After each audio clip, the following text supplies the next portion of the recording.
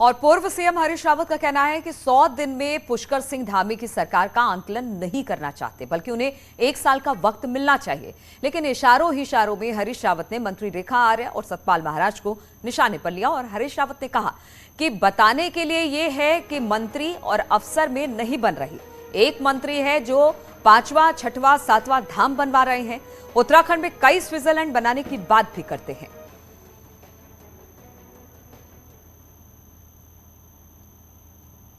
इनके पास बताने के लिए कुछ नहीं है। मैं 100 दिन में पुष्कर सिंह धामी का आंकलन नहीं करना चाहूंगा। मैं चाहूंगा कि उनको कम से कम 1 साल दिया जाए, ताकि बताने को तो कुछ हो।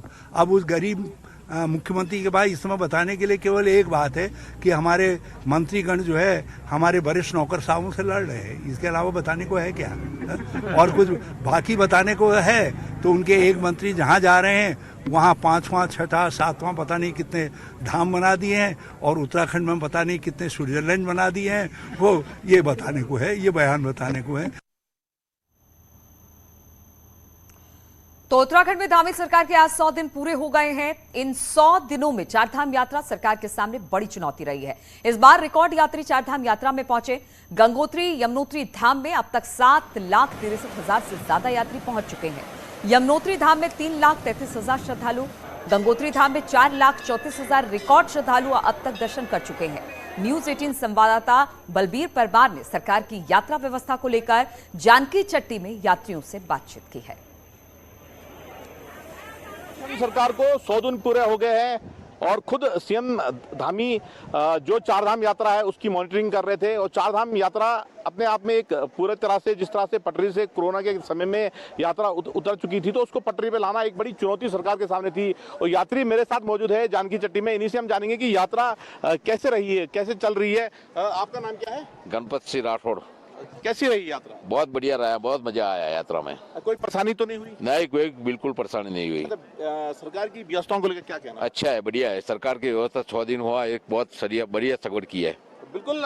व्यवस्थाओं को लेकर क्या कहना है आपका? यहाँ पे जो अभी नई सरकार बनी उस सरकार के द्वारा जो यहाँ पे व्यवस्था की गई, बहुत ही बढ़िया व्यवस्था की गई। जगह जगह पे मेडिकल चेकअप का भी वहाँ पे सुविधा था और सबका ध्यान रखा जा रहा था और यात्रा बड़ी अच्छी थी, बड़ी बढ़िया सुविधा थी। अच्छा, मौसम कैसा लग रहा है आपको? मौसम तो एकदम अद्भुत है, जैसे स्वर्ग में आ गए ऐसा लग रहा है। और व्यवस्था की बात करें तो व्यवस्था तो मैं पहले भी आया था, उस वक्त मैंने जो देखी थी व्यवस्था, उससे तो आज बहुत बढ़िया है। बहुत संतुष्ट हूँ मैं कई जगहों पर। यात्रा बहुत अच्छी चल रही है और यही यात्रियों का कहना है। यात्रियों का कुछ सुझाव है यात्रा को लेके और सरकार को सुझाव दे रहे हैं। और जिस तरह से सरकार के 100 दिन पूरे हुए हैं तो यात्रा जिस तरह से पटरी पे लौटी है और बड़ी संख्या में रिकॉर्ड यात्री गंगोत्री धाम हो, यमुनोत्री धाम हो, चारों धामों में पहुंचे हैं। तो कहीं ना कहीं यात्रा जो बड़ी चुनौती थी सरकार के सामने, उस यात्रा को पटरी में लाने में सरकार सफल रही है। बलबीर परमार, न्यूज 18, जानकी चट्टी, उत्तरकाशी। और देहरादून से बड़ी खबर है, जहां पर पूरे राज्य में दिख रहा है मानसून का असर। सभी 13 जिलों में बारिश का सिलसिला लगातार जारी है। मौसम विभाग ने जताई थी संभावना कि ज्यादातर जिलों में 29 और 23 जून को बारिश की संभावना है। उत्तरकाशी, बागेश्वर, उधम सिंह नगर, टिहरी में हो रही है लगातार बारिश। बागेश्वर में 2 पुल बहने की सूचना मिली है, जबकि पिथौरागढ़ में 22 रोड लैंडस्लाइड के कारण इस वक्त बंद हो चुके हैं। नैनीताल में बारिश से 5 सड़कें बंद है। रोड बंद होने से यात्रियों को काफी दिक्कतें हो रही हैं।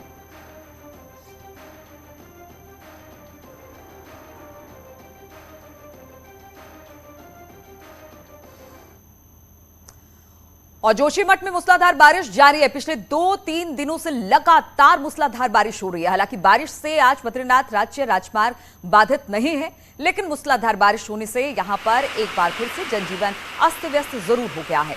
तो वहीं मार्ग राष्ट्रीय राजमार्ग बाधित होने की संभावना भी बढ़ रही है।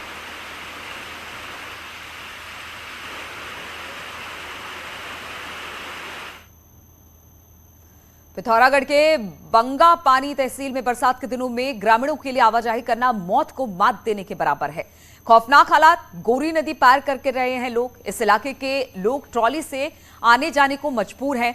आमतौर पर गोरी नदी शांत रहती है, लेकिन बरसात के दिनों में ये पूरे उफान पर होती है। ऐसे में रत्ती भर की चूक किसी की जिंदगी भारी पड़ सकती है। इस इलाके के लोग अगर ट्रॉली से नदी पार नहीं करते हैं तो फिर उन्हें 10 किलोमीटर का पैदल सफर तय करना पड़ता है।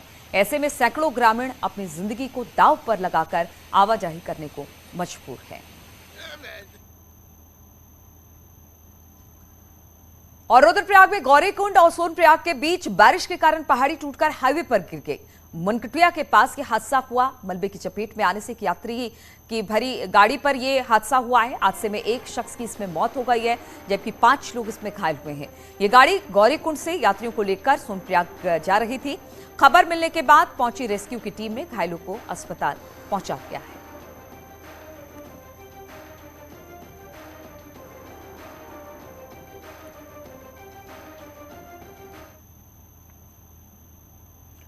और पिथौरागढ़ की बेरिन नाग तहसील में उफनते नाले की चपेट में आने से एक व्यापारी की मौत हो गई। व्यापारी गणेश पाठक पांखो कोटमया रोड पर बाइक से नाले को पार करने की कोशिश कर रहे थे, तभी तेज बहाव में बाइक समेत बह गए।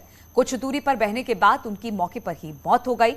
बाद में प्रशासन और पुलिस की टीम ने गदेरे से मृतक के शव को बाहर निकाला।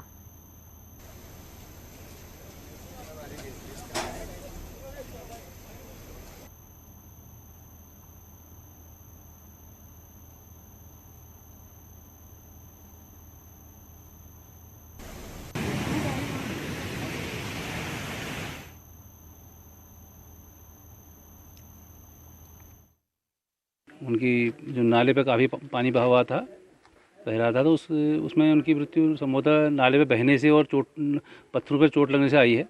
इसमें मौके पर मृतक का पंचनामा भर करके हम पोस्टमार्टम हेतु यहाँ बेरीनाग लाए हैं।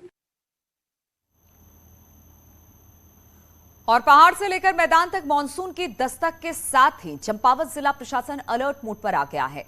चंपावत डीएम नरेंद्र भंडारी ने कहा कि उन्होंने आपदा प्रभावित क्षेत्रों का पहले ही निरीक्षण कर लिया है। टनकपुर से घाट तक के बीच हाईवे में लगभग 30 जगहों को चिन्हित किया गया है। साथ ही जिले के सभी विभाग के अधिकारियों को आपदा देखते हुए हर वक्त अलर्ट रहने के निर्देश भी दे दिए गए हैं। निरीक्षण किया और पूरी टीम ने, आपदा की पूरी टीम ने एक्सीएन, एनएच और बाकी जो पीडब्ल्यूडी और पीएमजेएसवाई के एक्सीएन का निरीक्षण किया है। और ये हमने निरीक्षण आपदा सीजन से पहले ही कर लिया था। और इसमें सारा मलबा हटाना, कल्वर्ट क्लीनिंग और जेसीबी वहाँ पे पोस्ट करना, मैन पावर वहाँ पे पोस्ट करना, और जैसे ही वहाँ पे कोई मलबा अगर आए तो उसको तत्काल निस्तारण करने के निर्देश दे दिए गए और हो भी रहा है। और मौसम में बदलाव का असर टिहरी जिले में भी देखने को मिल रहा है। बीते देर रात से टिहरी जिले में बारिश का सिलसिला लगातार जारी है और मौसम विभाग के अलर्ट को देखते हुए जिला प्रशासन भी अलर्ट मोड पर है। नई टिहरी जिला मुख्यालय में नालों की सफाई नहीं होने के चलते सड़कों पर बारिश का पानी बह रहा है। वहीं मूलधार क्षेत्र में कई कॉलोनियों में आने जाने वाले रास्तों में जल भराव होने से लोगों को आने जाने में काफी परेशानी हो रही है। मौसम विभाग के अलर्ट को देखते हुए संवेदनशील क्षेत्रों में अधिकारियों को अलर्ट मोड पर रख दिया गया है और 4 धाम यात्रा रूट पर जेसीबी तैनात करने के निर्देश दिए गए हैं। वहीं जिला प्रबंधन कंट्रोल रूम से मॉनिटरिंग की जा रही है।